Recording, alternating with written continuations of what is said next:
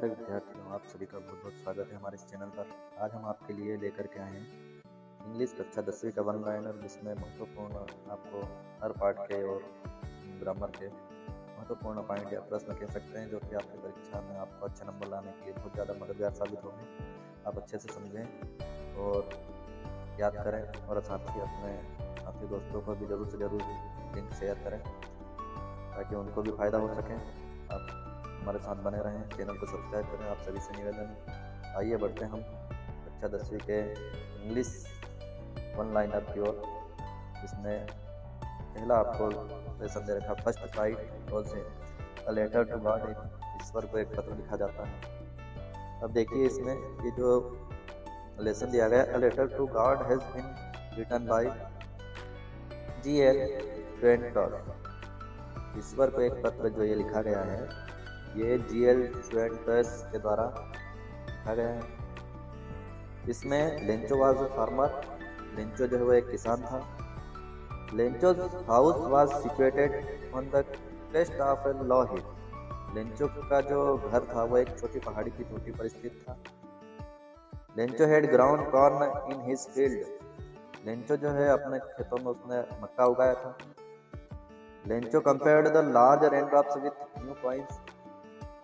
Lencho ने जो है वो बड़ी बारिश की जो बूंदें होती है, बड़ी बड़ी बूंदें, उनको छोटे जो सिक्के होते हैं, नए सिक्के, उनसे उसकी तुलना कर इस प्रकार से दिखाई देते हैं, बारिश की बड़ी बड़ी बूंदें। Lencho hoped for good harvest. Lencho जो है अपने खेतों में अच्छी फसल की उसको उम्मीद थी कि अच्छी फसल होगी, good harvest. Hailstone destroyed Lencho's field. लेकिन क्या होता है कि ओले गिरते हैं उसके खेत में और उसकी फसल को नष्ट कर देते हैं, उसके खेतों को नष्ट कर देते हैं ओले, जिसको गार कहा जाता है हमारे एरिया में। तो ओले जो है वो उसके खेती को जो है वो नष्ट कर देते हैं। The field looked as if it was covered with salt. खेत ऐसा लग रहा था मानो नमक से पूरा ढक गया है, लेंचो का खेत। लेंचो साल was filled with sadness. Lencho की जो आत्मा जो है वो उदासी से भर गई, मतलब उदास हो गया पूरी तरीके से लेंचो, मन उसका उदास हो गया। Lencho needed money to save his family from hunger. उसके सामने बहुत बड़ी समस्या खड़ी हो गई, उसको अपने परिवार को भूख से बचाने के लिए पैसों की आवश्यकता महसूस हुई, पैसों की जरूरत थी। तो अपने परिवार को भूख से बचाने के लिए लेंचो को पैसों की जरूरत है, याद रखिएगा। Lencho wrote a letter to God. Lencho क्या करता है, ईश्वर को मतलब भगवान को एक पत्र लिखता है। Lencho asked for 100 pesos from God. Lencho जो है भगवान से 100 पैसों मांगता है, 100 पैसे मतलब मांगता है, याद रखिएगा। ये प्रश्न आ सकता है ऑब्जेक्टिव में। 100 पेसोस की मांग करता है उस पत्र में वो भगवान से Lencho. The postmaster read the letter. Postmaster जो है उस पत्र को पढ़ता है। 70 pesos were arranged by the postmaster. Postmaster ने 70 पैसों का प्रबंध इंतजाम किया, मतलब उसके लिए। Lencho had complete faith in God. Lencho को जो भगवान पर पूरा भरोसा था कि भगवान मेरी मदद जरूर करेंगे। Lencho got only 70 pesos. Lencho को केवल 70 पैसे मिले, जो कि वो पोस्ट मास्टर ने अरेंज किया। Lencho called the post office employees a bunch of crooks. Lencho ने डाकघर के कर्मचारियों को बदमाशों का झुंड कहा कि बदमाशों का झुंड है, ये खा गए होंगे पैसे, 70 पैसे मैंने 100 मांगे थे भगवान से और मुझे 70 लौटाएगा, मतलब 30 शायद ये खा गए, तो इसलिए उनको बदमाशों का झुंड कहा। बंच ऑफ क्रूक्स मतलब बदमाशों का झुंड कहा पोस्ट ऑफिस के कर्मचारी एम्प्लॉइज। ये पार्ट यहाँ पर पूरा होता है। अब हम बढ़ते हैं अगला, नेल्सन मंडेला। आपने नाम सुना होगा नेल्सन मंडेला, जो कि दक्षिण अफ्रीका के पहले अश्वेत राष्ट्रपति हुए थे। इनको रंग का विरोध करके अपने देश को आज़ादी दिलाई इन्होंने। तो यहाँ हम देखते हैं Nelson Mandela long walk to freedom. Nelson Mandela जो है वो की यात्रा आज़ादी के लिए बहुत लंबी यात्रा की इन्होंने। Apartheid is a political system that separates people according to their race. मतलब जो है रंग भेद जो है एक राजनीतिक व्यवस्था है जो लोगों को उनकी जाति के अनुसार अलग करती है। रंग भेद जो कि वहाँ दक्षिण अफ्रीका में बहुत ज़्यादा बड़ी समस्या थी। Apartheid is a political system that separates people according to their race. मतलब वो एक राजनीतिक व्यवस्था है जो लोगों को उनकी जाति के अनुसार अलग करती है, रंग के अनुसार लोगों को अलग करती है। Mandela spend 30 years in prison. Mandela ने जो है 30 साल जो वो जेल में मतलब उन्होंने गुजार दिए थे इसी रंग के कारण। Mandela become the first black president of a new nation. Mandela एक नए राष्ट्र के पहले अश्वेत राष्ट्रपति बनते हैं दक्षिण अफ्रीका के। The inauguration ceremony took place in the Union Building amphitheatre in Pretoria.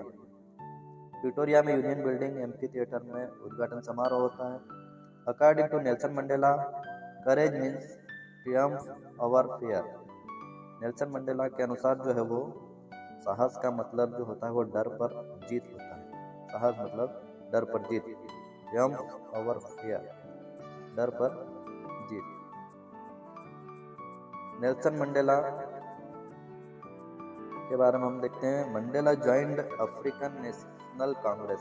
Nelson Mandela जो है वो अफ्रीकी राष्ट्रीय कांग्रेस में शामिल होते हैं।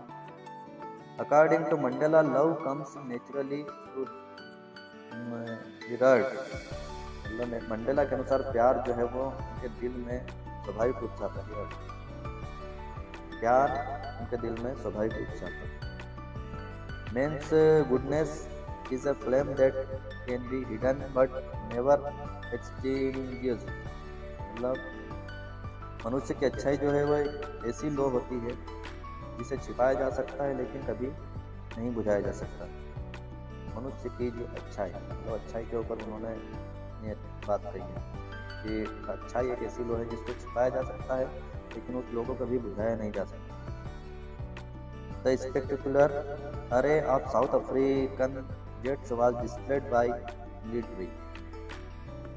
सेना द्वारा दक्षिण अफ्रीका जेट विमानों की शानदार श्रृंखला का प्रदर्शन किया गया उस सेरेमनी मिलिट्री के द्वारा, जेट विमानों के द्वारा। फिर Nelson Mandela was accompanied by the daughter.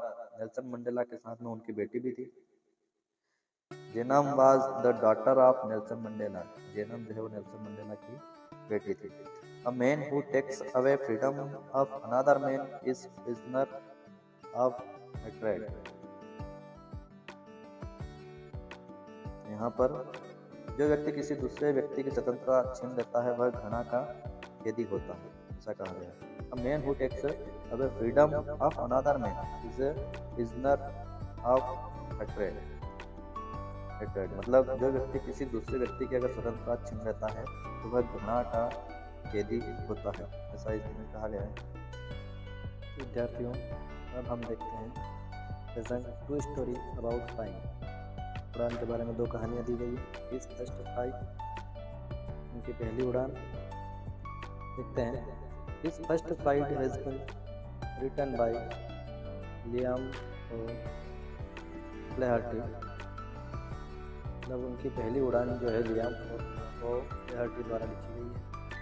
The seagull was alone on his sledge for 24 hours.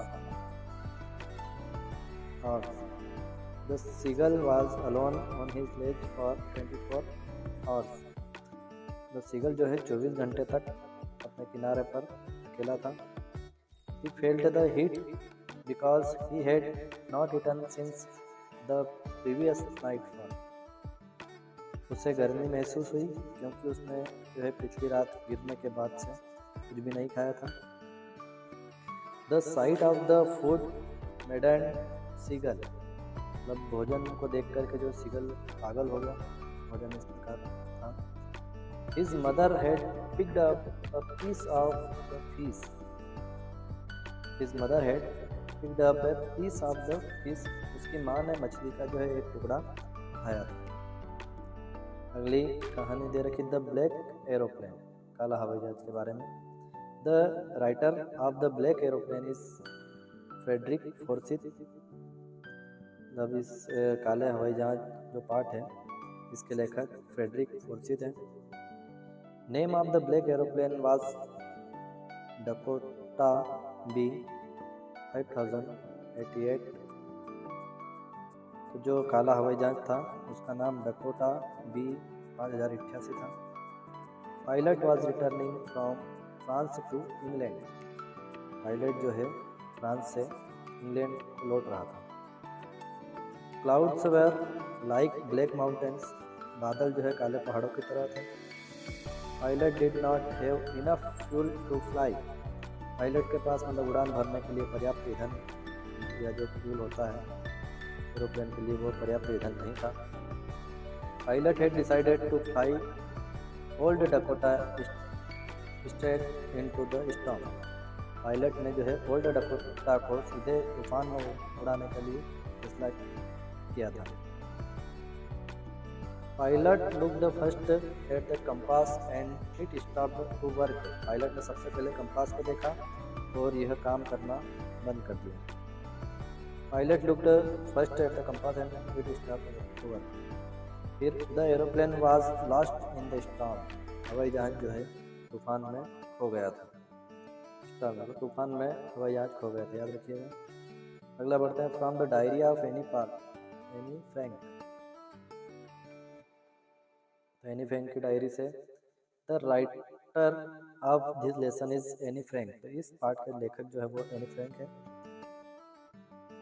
Any Frank was born on 12 June 1929। Anne Frank का जन्म जो है वो 12 जून 1929 को हुआ था। She was a German Jewish girl.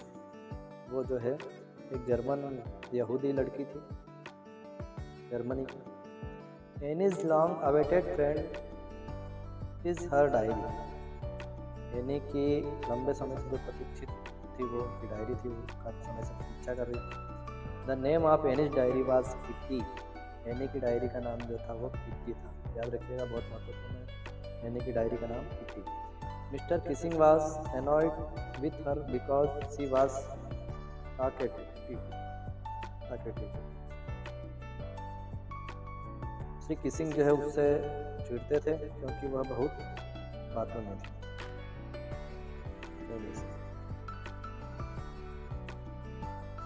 In math subject she was not sure of passing. जो any थी गणित विषय में वह पास होने के बारे में निश्चित नहीं थी कि पास हो पाएगी। Paper has more patient than people. कागज में लोगों से अधिक धैर्य होता है। Paper has more patient than people. कागज जो होते हैं उसमें लोगों से ज़्यादा धैर्य होता है। The narrator wrote the poem about the ducks. कथावाचकों ने जो है बतखों के बारे में कविता लिखी। The topic of the essay was chatterbox. जो निबंध का विषय था वो एक चैटर बॉक्स था। Anne's school friend name was Jeanne. Anne की स्कूल की दोस्त जो थे उसका नाम था Jeanne. Anne dead in the concentration camp. Anne की मृत्यु जो है वो एक कंसंट्रेशन कैंप मतलब एकाग्रता का शिविर होता है उसमें उसकी मृत्यु होती है। Quaking in its boots mean feeling nervous. Quaking in its boots मतलब इसका अर्थ होता है कि घबराहट महसूस करना। Anne Frank wrote in her last essay a funny poem. Anne Frank ने अपने अंतिम निबंध में जो है वो एक मज़ेदार कविता लिखी। The diary was given to Annie on her 13th birthday. Diary जो है एनी को उसके 13वें जन्मदिन पर दी गई थी। The diary was originally written in the Dutch language.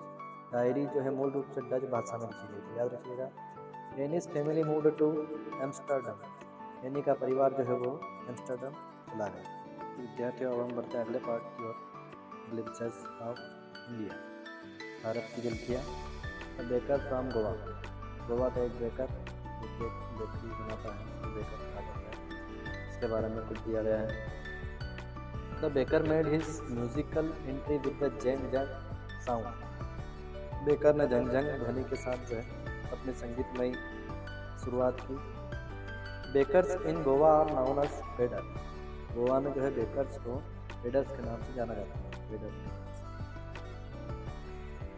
Peculiar dress of baker in Goa is known as the कबाई।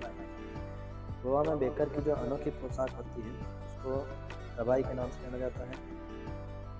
Ball is the sweet bread, ball एक जो है मीठी रोटी है।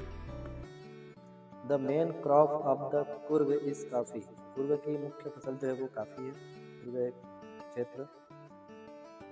Kodagu is the smallest district of Karnataka, Kodagu Karnataka का सबसे छोटा जिला है। Evergreen forest cover 30% of this district, सदाबहार जो वन है वो इस जिले के 30% हिस्से को कवर करते हैं। 30% हिस्से में सदाबहार वन फैले हैं कोडगु में। Coorgis are possibly of Greek और अरेबिक डिसेंट, कुर्गिज संभवतः ग्रीक या अरबी वंश के हैं। Coorgis are famous for their hospitality, Coorgi जो है अपने आतिथ्य के लिए बहुत प्रसिद्ध हैं। The Coorg regiment is one of the most decorated in the Indian army, Coorg regiment जो है भारतीय सेना में सबसे अधिक सजाए गए रेजिमेंट में से एक है, decorated. Kodavis have the permission to carry firearms without a licence, जो कोडवी है इनको बिना लाइसेंस के अन्य अस्त्र ले जाने की अनुमति होती है। Kaveri reverse flows in Coorg, Kaveri नदी जो है कुर्ग में बहती है। Brahmagiri hills provide the most scenic view of the Coorg, Brahmagiri पहाड़ियाँ जो है वो कुर्ग का सबसे सुंदर दृश्य प्रदान करती है, ब्रह्मगिरी पहाड़ियाँ। The island of Nisargadhama is in Coorg, Nisargadhama द्वीप जो है वो कुर्ग में ही है, याद रखिएगा निसर्गधाम द्वीप आ सकता है प्रश्न। River rafting, canoeing, rappelling, rock climbing and mountain biking are favourite of Coorgis, river rafting, canoeing, rappelling, rock climbing और माउंटेन बाइकिंग जो है कुर्गियों की पसंदीदा गतिविधियाँ हैं।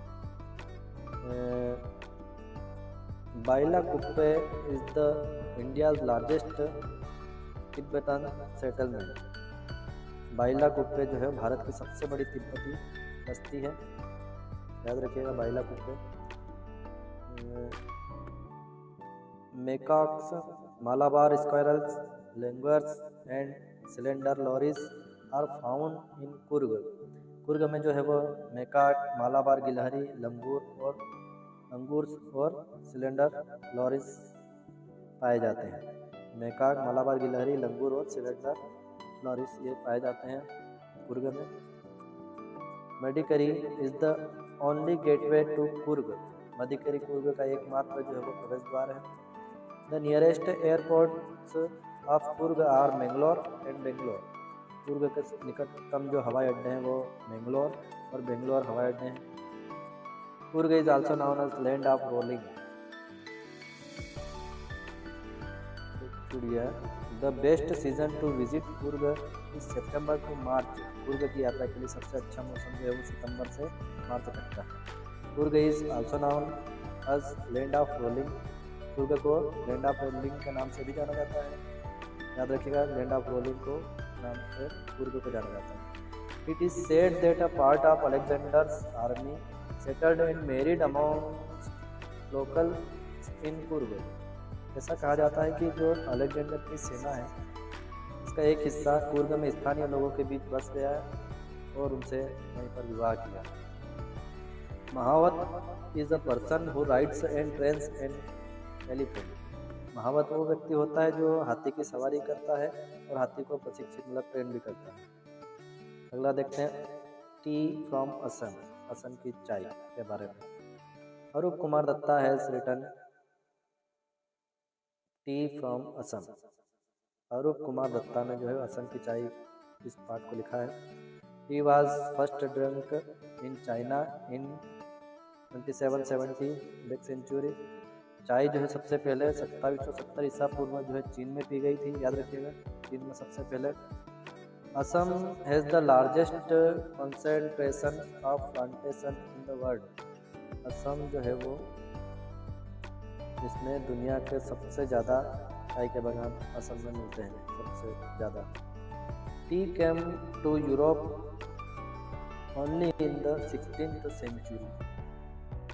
चाय जो है यूरोप में 16वीं शताब्दी में ही आई। The British started tea plantation in Assam and Darjeeling. अंग्रेजों ने जो है वो असम और दार्जिलिंग जो क्षेत्र है वहाँ पर चाय के बागान शुरू किए। ढेकियाबाड़ी चाय बागान जो है, Dhekiabari tea garden is in Assam. Dhekiabari चाय बागान जो है वो असम में है। Bodhidharma was an ancient Buddhist ascetic. Bodhidharma जो है प्राचीन बौद्ध तपस्वी थे। In Europe tea was drunk more as medicine than as beverage. Europe में चाय को पेय पदार्थ से ज़्यादा जो है दवा के तौर पर पिया जाता है, याद रखिएगा। अब हम बढ़ते हैं अगले लेसन, मिसबिल द वाटर की ओर।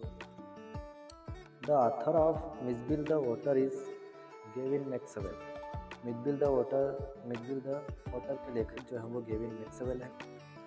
The otter was brought to the author by his friend. जो वाटर है वुड बिलाव है, उसको लेखक के पास उसका दोस्त लेकर गया। In the beginning the otter was aloof and indifferent. शुरुआत में जो है वुड बिलाव अलग थलग और उदासीन था। Marbles were mix favourite toys for his first time. Marbles जो है वो मिच के पसंदीदा खिलौने थे पुराना। Maxwell called the air hostess the very queen of her kind। Maxwell ने जो है एयर होस्टेस को अपनी तरह की एक रानी कहा था। When the author saw the otter for the first time, it resembled a dragon। जब लेखक ने पहली बार उस ऑटर को मतलब उस बिलाव को देखा तो वह ड्रैगन जैसा लग रहा था।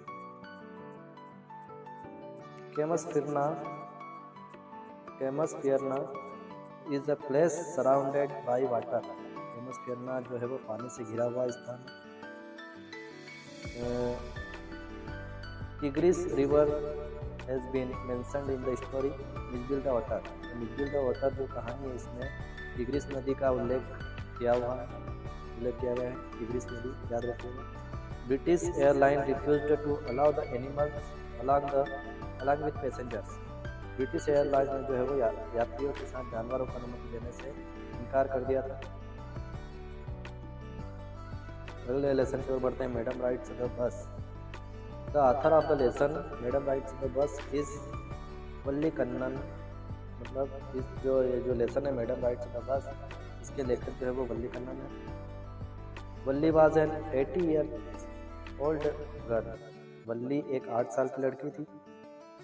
हर favourite pastime was standing in the front door and watching the street. उसका पसंदीदा जो पुराना समय था वो ये था कि वो सामने के दरवाजे पर खड़े होकर के वाचिंग द स्ट्रीट, सड़क को देखने का जो उसका बहुत अच्छा उसको लगता था, सामने दरवाजे पर खड़े होकर सड़क को देखना। Valli strongest desire was to ride the bus. Valli की सबसे मजबूत जो इच्छा थी, प्रबल इच्छा, वो बस में सवारी करने की थी, ride the bus. Valli was amused the most by the sight of cow running in front of the bus. Valli को सबसे ज़्यादा सर्वाधिक आनंद जो है वो तब आता था जब वह बस के सामने गाय को दौड़ते हुए देखती थी। फ्रंट ऑफ द बस गाय को दौड़ते हुए जब वो देखती थी उसको सबसे ज़्यादा आनंद। द डेड काउ सडेंड वल्ली। जो मृत गाय थी उसने वल्ली को जो बहुत दुखी कर दिया। The timing for the afternoon nap taken by Valli's mother was 1 to 4। Valli की जो माँ थी उसकी दोपहर की जो झपकी लेने का जो समय था, झपकी लेने का वो 1 से 4 बजे का था। The conductor addressed Valli as madam. Conductor ने वल्ली को मैडम कहकर के संबोधित किया। The conductor offered Valli the soft drink. Conductor ने वल्ली को एक शीतल पे मतलब सॉफ्ट ड्रिंक दिया, ठंडा पेय पदार्थ। वल्ली हैज सेव्ड 60 पैसे फॉर हर बस जर्नी। वल्ली ने अपनी बस यात्रा के लिए 60 पैसे जो वो बचाए थे, सेव किए थे। अब the sermon at Banaras, Banaras में उपदेश के बारे में ये पार्ट देखेंगे। The sermon at Banaras is written by Betty Renshaw. Banaras में उपदेश या लिखा है Banaras, the sermon at Banaras, Banaras, ये जो है पार्ट उपदेश बेट्टी रेंसा के द्वारा लिखा गया है। Gautam Buddha was a prince named Siddharth. Gautam Buddha जो है सिद्धार्थ नाम के एक राजकुमार थे, पहले इनका नाम सिद्धार्थ था, याद रखिएगा। गौतम का पूर्व बचपन का नाम जो है सिद्धार्थ था। Gautam Buddha wandered for 7 years। Gautam Buddha जो है 7 साल तक भटकते रहे इधर उधर जंगलों में। The Buddha preached his first sermon at the city of Banaras. Buddha ने अपना पहला उपदेश जो है वो बनारस शहर में दिया था। sermon as रिलीजियस डिस्कोर्स, उपदेश जो है वो एक धार्मिक प्रवचन है, जो गौतम बुद्ध ने जो उपदेश दिए धार्मिक प्रवचन के रूप में जाने जाते हैं। किस्सा Gautami was sad because her only son had died. किस्सा गौतमी बहुत दुखी थे क्योंकि उसका एकमात्र पुत्र जो था वो मर गया था, शांत हो गया था, मृत्यु हो गई। According to Gautam Buddha the world is afflicted with death और डिके। गौतम बुद्ध के अनुसार जो संसार मृत्यु या फिर क्षय से जो है ग्रस्त है, क्षय रोग से मृत्यु से ग्रस्त है जीवन संसार। The Buddha sat under a peepal tree. Buddha एक पीपल के पेड़ के नीचे बैठे हुए थे। According to Gautam Buddha those who do not grieve are wise. Gautam Buddha के अनुसार जो लोग शोक नहीं करते वे बुद्धिमान हैं, तो किसी का पछतावा नहीं करते मृत्यु के बाद में वो लोग बुद्धिमान। According to Gautam Buddha free from sorrow is the person who overcomes sorrow. Gautam Buddha के अनुसार मतलब जो व्यक्ति दुख पर विजय प्राप्त कर लेता है वो दुख से मुक्त हो जाता है, दुखी नहीं होना मतलब दुख से मुक्त हो गए। Buddha got enlightenment after 7 days। Buddha को जो है 7 दिनों के बाद में ज्ञान की प्राप्ति हुई उस वृक्ष के नीचे। Buddha renamed the tree Bodhi tree. Buddha ने उस वृक्ष का नाम बदलकर बोधि वृक्ष रख दिया। इस वृक्ष के नीचे वो बैठे थे। Buddha asked Kisa to bring mustard seeds from a house where no one had lost a child, husband और पेरेंट। बुद्ध ने किसी से ऐसे मतलब किसा से ऐसे घर से सरसों के बीज लाने को कहा जहाँ किसी ने अपने बच्चे, पति या फिर माता पिता को नहीं खोया हो। वहाँ से वो मस्टर्ड सीड मतलब सरसों के बीज लाने के लिए कहा। Meaning of lamentation is grief और सोरो। विलाप का अर्थ जो होता है वो शोक या फिर दुख होता है। The city of Banaras is situated on the river Ganga. Banaras शहर जो है गंगा नदी के किनारे पर बसा हुआ है। मनी और food given to the people's arms. लोगों को जो धन दिया जाता है या फिर जो भोजन दिया जाता है उसको भिक्षा कहा जाता है। A state of high spiritual knowledge is called enlightenment। जो उच्च आध्यात्मिक ज्ञान की जो अवस्था होती है उसको आत्मज्ञान या फिर ज्ञानोदय कहते हैं। विद्यार्थी याद रखना, एनलाइटनमेंट आत्मज्ञान या फिर ज्ञानोदय कहा जाता है, जो अध्यात्म की सबसे उच्च अवस्था जो होती है। The Bodhi tree means a tree of wisdom. Bodhi tree का जो मतलब है वो इसका अर्थ होता है ज्ञान का वृक्ष। बोधि वृक्ष को जो है ज्ञान का वृक्ष कहा गया है। विद्यार्थियों अब हम बढ़ते हैं अगले लेसन द प्रपोजल, एक प्रस्ताव। देखते हैं इसके मुख्य। Anton Chekhov is the writer of the story the proposal. The proposal जो पाठ है इसके लेखक जो है वो एंटोन चेखव है, प्रस्ताव पाठ के लेखक। Natalya and Lomov were fighting for Oxen Meadows. Natalya और लोमो जो है वो ऑक्सन मीडोज के लिए लड़ रहे थे। Lomov threatened to take the matter to court. Lomov ने जो है मामले को अदालत में ले जाने के लिए धमकी दी। Guess is the name of Lomov dog. Guess जो है वो लोमोव के कुत्ते का नाम है। The proposal is a story from Russia. ये जो द प्रपोजल या कह सकते हैं एक प्रस्ताव जो है वो ये रूस की एक कहानी। Lomov seems to be dead in the story the proposal. इस कहानी जो है इसमें लोमोव मरा हुआ लगता है द प्रपोजल कहानी। द लोमोव एंड टुडुकोव वर रिच फैमिलीज। लोमोव और टुडुकोव जो है वो अमीर परिवार थे। यहाँ पर कविता दे रखी है, कौन सी कविता? Dust of snow. इसके कवि जो है वो रॉबर्ट फ्रॉस्ट है। Fire and ice, Robert Frost के कवि। A tiger in the zoo, Leslie Norris के कवि। How to tell wild animals, Carolyn Wells इसके कवि। The ball poem, John Berryman. Amanda के लेखक रॉबिन क्लेन। द ट्रेस के लेखक एड्रियन रिच। फॉक के लेखक Carl Sandburg. The tale of Custard the dragon इसके लेखक Ogden Nash. For Anne Gregory के लेखक विलियम बटलर येस्ट। इन पोयम के लेखक हैं। डस्ट ऑफ स्नो, बर्फ की धूल कह सकते हैं। Robert Frost is the poet of the poem dust of snow. Robert Frost जो है वो इस कविता जो बर्फ की धूल कविता है इसके कवि हैं। द क्रो सुक dust of snow on the poet. Crow, कौवे ने जो है कवि पर बर्फ की धूल उड़ाई थी। The dust of snow affected the poet by changing his mood. बर्फ की धूल ने कवि के जो है मूड को जो बदल कर उसे प्रभावित किया। The crow was sitting on a hemlock tree. कौवा जो था वो हेमलॉक के पेड़ पर बैठा हुआ था। Hemlock is a poisonous plant with small white flower. Hemlock जो है वो छोटे सफ़ेद फूलों वाला एक बहुत जहरीला पौधा है hemlock. The dust of snow means the flakes of snow in the poem dust of snow. बर्फ की धूल का मतलब जो है कविता बर्फ की धूल में बर्फ के जो है गुच्छे बने हुए, फ्लेक्स बर्फ के गुच्छे।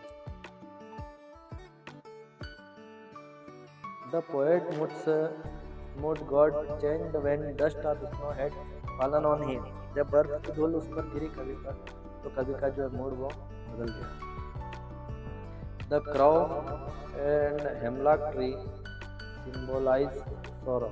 कौवा और हेमलॉक का जो पेड़ है वो दुख का प्रतीक है। कौवा और हेमलॉक का पेड़ जो है। अब देखते हैं फायर एंड आइस, आग और बर्फ। तो Robert Frost has written the poem fire and ice. Robert Frost ने आग और बर्फ कविता लिखी। Ice symbolise hatred in the poem fire and ice. Fire and ice कविता में बर्फ जो है वो नफरत का प्रतीक बताया गया है। Fire symbolises desire in the poem fire and ice. Fire and ice कविता में जो है आग इच्छा का प्रतीक है। The meaning of perish in the poem is to die. कविता में मतलब नाश का अर्थ जो है वो मरना है। According to Robert Frost the world will end of one day. Robert Frost के अनुसार एक दिन जो है वो दुनिया खत्म हो जाएगी। अब देखते हैं टाइगर इन द जू, चिड़ियाघर में एक बात। The poem a tiger in the zoo as written by Leslie Norris. The tiger in the zoo जो कविता है वो लेस्ली नॉरिस द्वारा लिखी गई। The tiger looks at stars. बाघ जो है वो तारों को देखता है। Deer passes near the hole. हिरण जो छेद के पास से गुजरता है। Caged tigers ignores the visitors. पिंजरे में जो बंद बाघ है वो जो आने वाले लोग होते हैं आगंतुक विजिट करने वाले उनको घूरता है। गौरस the poem a tiger in the zoo portrays the contrast between a tiger in the wild and a tiger in captivity। Tiger in the zoo कविता जो है जंगल में बाघ और कैद में बाघ के बीच के अंतर को दर्शाती है। जंगल में बाघ और कैद में जो बाघ रहता है उन दोनों के बीच क्या अंतर है तो इसमें दिखाया गया है। अगला how to tell wild animals, जंगली जानवरों को कैसे पहचाना। The poem how to tell wild animals has been written by Carolyn Wells. ये जो पोयम है जंगली जानवरों को कैसे पहचाना, ये कविता जो है वो कैरोलिन वेल्स द्वारा लिखी गई है। Bear is working in a yard, भालू यार्ड में घूम रहा है। A chameleon looks like a lizard, गिरगिट जो है वो छिपकली के जैसा दिखता है। Crocodile cries while catching its prey, मगरमच्छ अपने शिकार को पकड़ते समय जो है वो रोता है। क्राइज, मगरमच्छ अपने शिकार को पकड़ते समय रोता है। The tiger is a noble wild beast, बाघ एक नेक जंगली जानवर है। The animal that hugs you is bear, जो जानवर आपको गले लगाता है वह भालू है। hyena smiles while catching its prey, लक्कड़बग्गा जो होता है अपने शिकार को पकड़ते समय मुस्कुराता है। याद रखिएगा, स्माइल करता है लक्कड़बग्गा। और मगरमच्छ जो है वो अपने शिकार को पकड़ते समय रोता है। The poem how to tell wild animals is a humorous guide on identifying different wild animals, कविता जो है ये जंगली जानवरों को कैसे पहचाना, इसमें विभिन्न जंगली जानवरों की पहचान करने के लिए एक अलग ही कह सकते हैं हास्य मार्गदर्शिका दी गई है। विद्यार्थियों अब हम देखते हैं द बाल पोयम, एक बाल कविता। The ball poem is written by John Berryman, जो बाल कविता जो है द बाल पोयम इसको जॉन बेरीमैन के द्वारा लिखा गया है। The boy lost his ball in the water, लड़के ने अपनी गेंद जो पानी में खो दी थी, घुमा दी थी। The boy is upset on losing his ball, लड़का अपनी गेंद खोने से परेशान होता है, दुखी होता है। Epistemology is the study of the nature of knowledge itself, epistemology जो ज्ञान मीमांसा है स्वयं ज्ञान की प्रकृति का अध्ययन है, आत्मज्ञान भी कह सकते हैं। The boy is learning the meaning of loss, लड़का हानि का अर्थ सीख रहा है कि हानि क्या होती है। देखते हैं Amanda, the poet of the poem is Amanda is Robin Klein, कविता जो ये दे रखी है अमांडा, इसके कवि जो है रॉबिन क्लैन है। By calling herself an orphan, Amanda expresses her wish to be alone and independent without anyone telling her what to do, खुद को अनाथ कहकर जो अमांडा अकेले और स्वतंत्र रहने की अपनी इच्छा व्यक्त करती है बिना किसी के उससे बताए कि उसे क्या करना है। ये अमांडा का व्यवहार है। Amanda pictures herself as a mermaid living alone and peacefully in the sea, or as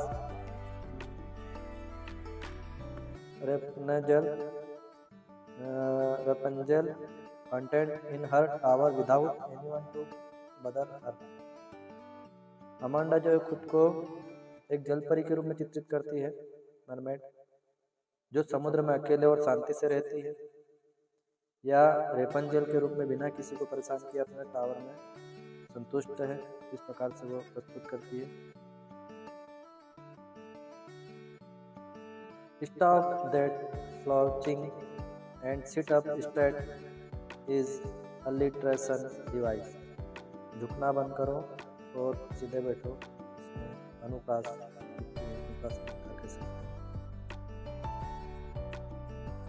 slouching means sit in a lazy way, झुकने का अर्थ है मतलब आलसी तरीके से बैठना एक तरीके से।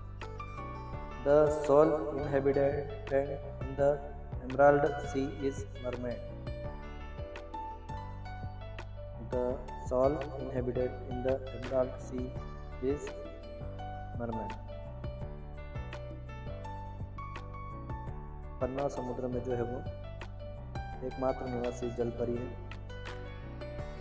Amanda can not eat chocolate because it causes her acne. Amanda जो है वो चॉकलेट नहीं खा सकती क्योंकि इससे उसको मुहासे होते हैं, एक्ने होते हैं। Amanda was a school going. In the poem language means that Amanda is relaxed. कविता में जो है लैंग्वेज का अर्थ है कि अमांडा जो है वो आराम से है, relax. Amanda was a school going girl. Amanda जो है एक स्कूल जाने वाली लड़की थी। In the poem Amanda silence has been described as golden. कविता में अमांडा जो है वो मौन को स्वर्ण के रूप में वर्णन किया गया है। Freedom is sweet is a literally metaphor device used in the poem Amanda. Freedom is sweet मतलब स्वतंत्रता जो है वो मधुर है। अमांडा कविता में प्रयुक्त एक शाब्दिक रूपक युक्ति है। स्वतंत्रता मधुर है, रूपक दिया गया है, रूपक अलंकार। Synonyms of roaming is wondering. घूमने का पर्यायवाची शब्द जो है वो भटकना। अब देखते हैं the trees. Adrienne Rich is the poet of the poem the trees. Trees या द ट्रीज कह सकते हैं। एड्रियन रिच जो है द ट्रीज कविता के कवि हैं। The sun has been personified in the line no sun bury its feet in shadow. सूर्य का कोई भी सूर्य अपने पैरों की छाया में नहीं छिपता। कोई भी सूर्य जो है वो अपने पैरों की छाया में नहीं छिपता। पंक्ति में ये जो दी गई है लाइन, इसको मानवीकृत किया गया, मतलब मानवीकृत अलंकार, मानव के विचारों को दिया गया। सूर्य के पैर होते नहीं है लेकिन इसको अलंकृत किया गया है इस पंक्ति को। Simile device in the moon is broken like a mirror. चांद जो है वो टूट गया है जैसे कि दर्पण। एमिरोरा, चांद जो है टूट गया जैसे कि दर्पण। इसमें जो है इस वाक्य में उपमा दी गई है चांद जैसे कि दर्पण टूट गया है, तो उपमा की ये वाक्य है। The poet talks about the house as a place of confinement. कवि जो है घर को कारावास के स्थान के रूप में बताता है। Trees represent nature's struggle for freedom from human confinement. पेड़ जो है मानव कारावास में स्वतंत्रता के लिए प्रकृति के संघर्ष का प्रतिनिधित्व करते हैं। In the poem the trees are trapped in the poet's house. कविता में जो पेड़ है वो कवि के घर में फंसे हुए हैं, ट्रैप है। आगे देखते हैं तो the sun's feet refers to the rays of the sun that fall on the earth. सूर्य के जो पैर हैं वो पृथ्वी पर पड़ने वाली सूर्य की किरणों को संदर्भित करते हैं। The poet compares the branches to newly discharge patient of a hospital. कवि जो है शाखाओं की तुलना अस्पताल के नए डिस्चार्ज हुए मरीजों से करता है। बहुत महत्वपूर्ण है। The three things that can not happen in a treeless forest are the sitting of a bird in trees, the feeding of insects, and the sun burying its feet in the shadow of the forest. पेड़ों से जो रहित जंगल में तीन चीज़ें नहीं हो सकती है। पेड़ों पर चिड़िया का बैठना ये नहीं हो सकता, कीड़ों का छिपना ये नहीं हो सकता, और जंगल की छाया में सूरज का पेड़ छिपाना ये नहीं हो सकता। अब देखते हैं फॉग। फॉग मतलब कोहरा। Carl Sandburg is the poet of the poem fog. Carl Sandburg जो है इस कोहरा कविता के कवि हैं। The fog looks over the harbour and city. कोहरा बंदरगाह और शहर पर, सिटी पर छा जाता है। Fog come slowly and silently. कोहरा जो है धीरे धीरे और चुपचाप आता है। Fog has been personified in the poem. कोहरे को जो कविता में मानव रूप में दर्शाया गया है। The poet compared the fog with cat. कवि ने कोहरे की तुलना जो है वो बिल्ली से की है। The fog arrives and departs silently. कोहरा चुपचाप आता है और चुपचाप चला जाता है। The tale of custard the dragon. Custard the dragon की कहानी। Ogden Nash has written the poem the tale of Custard the dragon. Ogden Nash ने जो है कस्टर द ड्रैगन की कहानी जो है वो लिखी है। No one mourned over the death of the picture. समुद्री डाकू की मौत पर किसी ने भी जो है वो शोक नहीं मनाया। The dragon was covered. Dragon जो है वो कोवर्ड, मतलब ड्रैगन जो है वो कायर था। Belinda called the dragon Custard. Belinda ने ड्रैगन को जो है कस्टर्ड कहा। Belinda lived in little white house. Belinda एक छोटे से सफ़ेद घर में रहती थी। The name of the black kitten was Ink. जो काली बिल्ली थी उसका नाम इंक था। The tale of the Custard the dragon is written in the style of ballad. The tale of custard the dragon जो है गाथा गीत की शैली में लिखा गया है। फॉर एनी ग्रेगरी के लिए कविता है। The poet of the poem for Anne Gregory is William Butler ईस्ट। एनी ग्रेगरी की जो ये कविता है इसके कवि विलियम बटलर ईस्ट है। The colour of the ramparts of the young lady was. Anne Gregory के लिए जो कविता में युवक का मूड जो होता है वो